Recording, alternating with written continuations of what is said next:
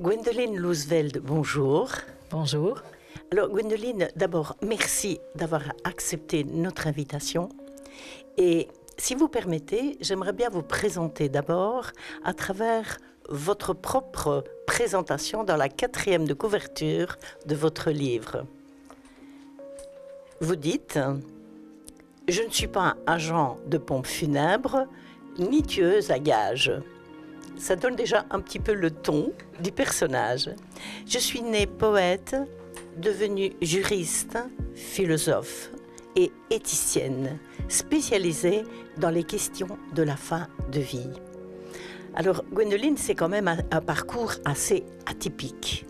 Est-ce que vous pourriez nous dire qu'est-ce qui vous a amené à vous pencher sur ce thème difficile qu'est la mort, et peut-être aussi nous dire quelle est peut-être une expérience personnelle qui vous a amené à écrire ce livre, avec un titre déjà assez peut-être évocateur.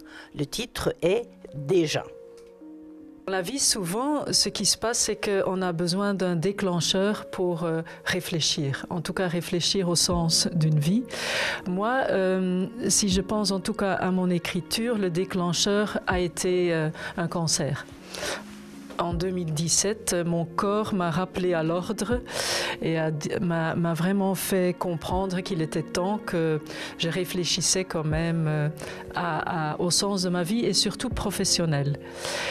Et donc, oui, j'ai eu un parcours un peu atypique dans le sens que j'ai commencé à faire le droit et le notariat. Après, j'ai bifurqué vers le monde bancaire. Et donc, pour écrire sur la mort, on pourrait se poser la question, pourquoi ?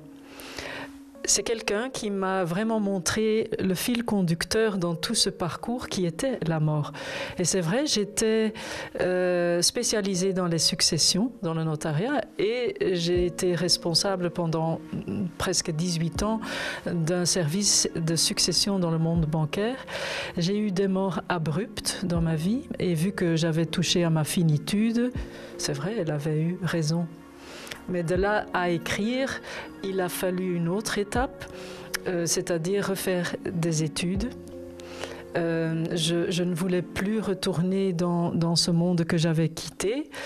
Et vu que depuis 2002, je participe bénévolement dans des commissions éthiques sur les questions d'euthanasie. Quand la loi a été votée en 2002, ils avaient besoin des comités éthiques pour cadrer la loi. L'éthique était quelque chose qui me correspondait bien et j'ai pris la décision de refaire des études en éthique de soins de santé. Et c'est vrai que c'est là, tout au début, premier jour à l'UNIF de Namur, qu'on me demande réfléchissez à un sujet pour faire un travail de fin d'études, un genre de mémoire, qui va être nécessaire pour obtenir ce certificat en éthique des soins de santé. Et moi, j'avais aucune idée, parce que, comme vous l'entendez, je ne venais pas du tout des soins de santé. Mais apparemment, mon parcours avait touché mon promoteur et c'est lui qui m'a dit « mais écris ton cheminement » et surtout un étonnement. En éthique, souvent, on part d'un étonnement. Qu'est-ce qui vous a étonné?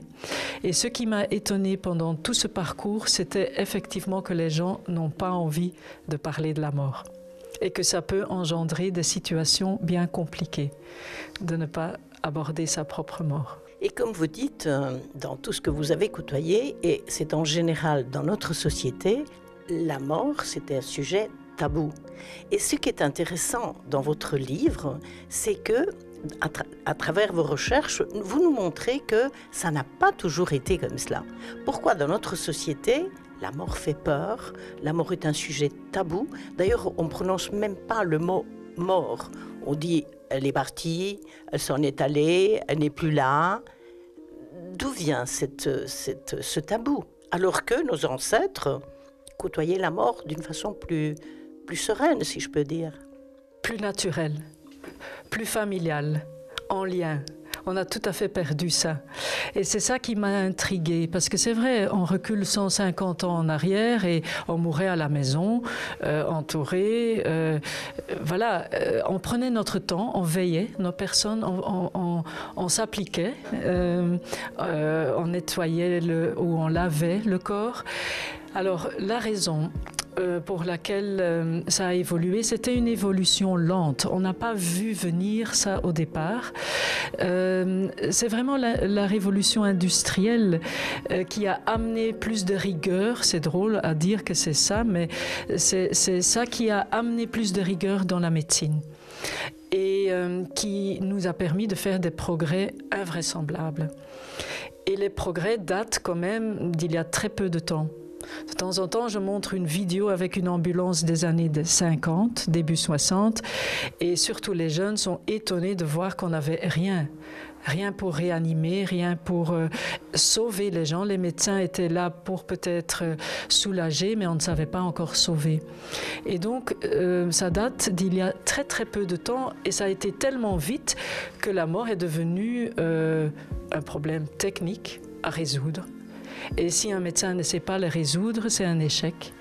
Et du coup, on n'aime pas les échecs. On aime bien de parler de la santé, de la beauté, de réussir, avoir de l'argent, mais un échec, c'est vraiment pas quelque chose qui est très populaire. Et du coup, on n'en parle plus. Et vous avez raison, le langage devient pauvre.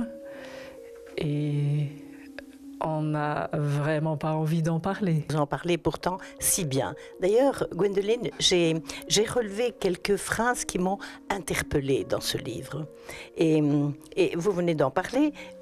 Par exemple, l'intimité avec les morts fait du bien aux vivants.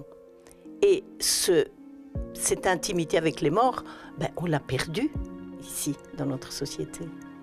Puisque dès que la mort est là, c'est tout de suite les pompes funèbres. Dans le temps, comme vous avez dit, le mort restait à la maison jusqu'à la fin. Heureuse de pouvoir répondre à cette question, parce que souvent on l'oublie, cette intimité justement, et je veux affirmer que j'ai rien contre les pompes funèbres. Non, c'est important, ce sont des dirigeants qui peuvent effectivement nous aider. Ce qui, pour moi, ne va pas, c'est la pression. Le temps qu'on n'a plus. Donc en dehors du fait que tout doit être très très rapide, cette intimité nous fait peur. On n'a plus envie de voir une personne morte. Souvent, les cercueils restaient ouverts et on allait dire au revoir. Et ici, je peux parler de mon propre expérience. J'ai vécu des morts abruptes dans ma famille et avoir les personnes décédées à la maison change tout. De toute façon, on ne dort pas la nuit. Mais pouvoir descendre, être autour de cette personne-là décédée, de pouvoir chanter, pleurer, boire du champagne, raconter des histoires et pleurer, c'est un tremplin pour faire son deuil.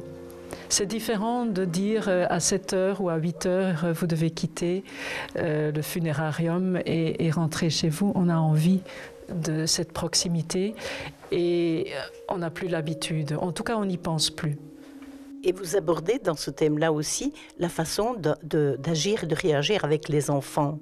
Il faut oser parler aux enfants de la mort et les associer à la famille. Or, il y a encore des familles où les enfants, on croit qu'on va les traumatiser, alors que vous en parlez si bien en disant qu'il faut mettre les enfants dans l'atmosphère du départ, du défunt.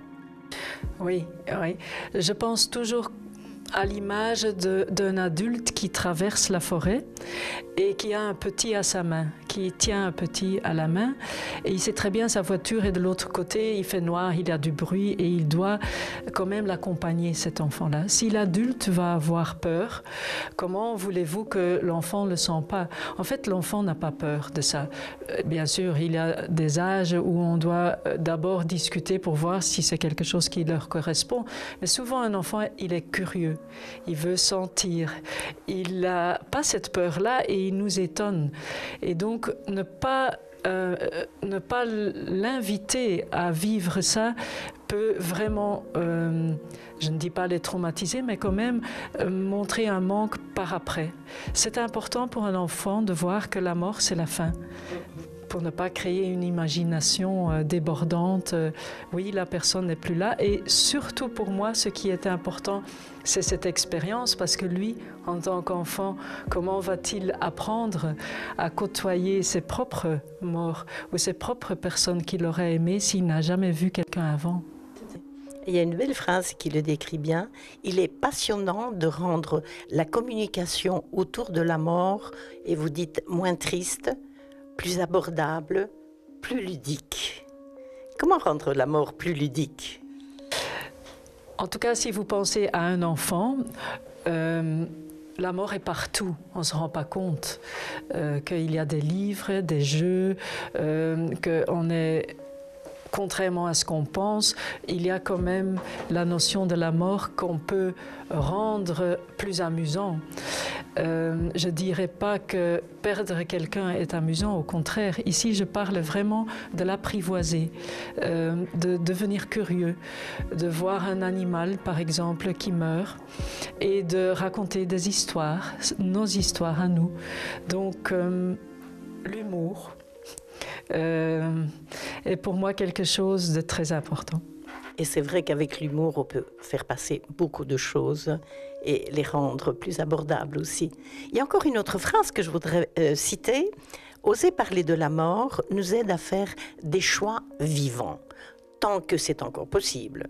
Voilà ma plus grande conviction. C'est quoi des choix vivants? Les choix vivants, pour moi, et c'est ce que j'ai appris à travers ma formation en soins palliatifs après, c'est les choix où nos yeux brillent, où on sent comme quand on tombe amoureux qu'il y a une vibration, que nos choix ont eu du sens, qu'il y a quelque part un engagement, qu'il y a de la beauté. Et les choix vivants, on ne sait pas toujours les faire, mais il y a quand même des carrefours dans nos vies où, et je peux parler de moi-même, où je n'ai pas fait des choix vivants, et d'autres où je sais qu'ils m'ont rendue plus vivante. Plus vivante, c'est cette énergie que tu reçois quand tu fais ce choix-là, où on a du plaisir de se lever le matin en ouvrant les rideaux.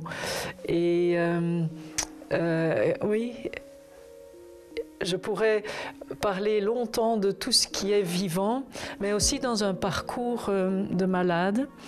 J'ai appris à travers l'oncologie que la médecine classique, en tout cas, s'occupe de notre corps, va donner des chimios qui vont tuer des cellules. Et à ce moment-là, c'est tellement important de rester nous-mêmes plus vivants encore, plus vivants que la maladie. C'est la seule tâche et la seule mission qu'on a à ce moment-là. Alors, Gwendoline, pensez-vous que la littérature peut aider les vivants à aborder cette chose tout à fait normale? C'est comme naître et mourir, ça fait partie de la vie, entre guillemets. Est-ce que vous pensez que la littérature peut aider à aborder cette tranche de vie avec plus de sérénité, plus de compréhension, plus, entre guillemets, quelque chose de ludique? Et comme vous avez dit tout à l'heure, j'ai retenu votre conseil, boire du champagne. Vous parlez ici à une grande lectrice, donc pour moi, dans ma vie, ça a beaucoup aidé de lire, de oser explorer. Est-ce que c'est lire? Est-ce que c'est regarder la télé? Mais quand il y a des périodes difficiles, je trouve que c'est bon de se replonger dans la lecture et d'avoir encore quelque chose qui traîne chez nous sur une table. Et de nouveau, j'ai rien contre le digital. Il m'aide aussi à beaucoup de points de vue, mais avoir un livre en main, le toucher et le laisser traîner pour que peut-être quelqu'un d'autre va l'ouvrir, ça me touche très fort. Et je pense que sans aucune prétention, mais vu le format de ce petit livre qui est le mien, je me rends compte qu'il traîne un peu partout. Et c'est ça, mon objectif était ça, c'était qu'il qui se passe de main, en famille, pour qu'en famille, on ose parler de sa propre mort. Et alors, justement, quel est le message principal que vous diriez à vos lecteurs pour aborder ce livre avec un titre qui est attirant, accueillant? Déjà quoi, en fait? Je ne sais pas si on voit l'image lors de l'émission, c'est pas grave, je vais l'expliquer. Oui, mais je peux l'expliquer dans le sens que c'est un lapin que j'ai vu dans les gorges en France la nuit. J'étais en voiture et dans mes phares, il y avait un lapin figé dans la lumière. Et je me suis dit, mais pars quoi, pourquoi est-ce que tu restes là? Si tu restes là, je risque de rouler sur toi, quoi. Et ça m'a intriguée parce que je me suis dit, il doit avoir peur. Et quand on a peur, l'être humain est comme ça aussi, on peut fuir, attaquer ou se figer. Et par rapport à la mort, pour moi, c'était cette idée-là. C'est, au lieu d'avoir peur, c'est de transformer notre peur en curiosité et être plus créatif et dire, oui, voilà, la mort, c'est quelque chose de naturel, mais surtout, si j'ai cette invitation, c'est le lien. C'est faire en sorte que dans notre vie, on construit ce lien-là pour justement peut-être ne pas mourir seul. C'était une question qui revenait très fort dans mon enquête. De quoi est-ce que vous avez peur? C'était de mourir seul. Mais le plus important pour moi encore, c'est le lendemain de la mort de quelqu'un. C'est d'être en lien avec les gens qu'on aime pour traverser ce moment-là. Eh bien, c'est un beau mot de la fin, Gwendoline. Je voudrais bien ajouter juste une petite chose. Mon sentiment lorsque j'ai reçu ce livre, et je dois dire qu'on m'a dit quel est le thème, la mort. Et j'ai eu une certaine appréhension de dire, oh, ouais. Et puis alors, j'ai lu ce livre avec beaucoup de plaisir. Et surtout, je suis sortie de ce livre, de cette lecture, je dirais apaisée. Merci, Gwendoline. Merci beaucoup.